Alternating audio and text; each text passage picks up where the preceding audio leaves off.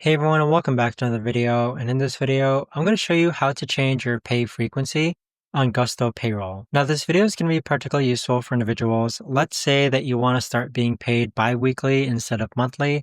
How do you actually go ahead and sort that out? And if you haven't signed up for Gusto just yet, you can use my link down below in order to sign up. And once you run your first payroll, you'll get a $100 Visa gift card sent to you. Now, in order to adjust your pay frequency, all you've got to do is click on Pay on the left-hand side. Then from here, click on Settings, which is located here. Next, go ahead and scroll down and then click on Edit of where it under says Pay Schedule. So this is where you could actually adjust your pay frequency to every week, twice per month, quarterly, or annually. But there you have it, guys. That right there is the best and easiest way that I know of to actually go ahead and change your pay frequency on Gusto Payroll.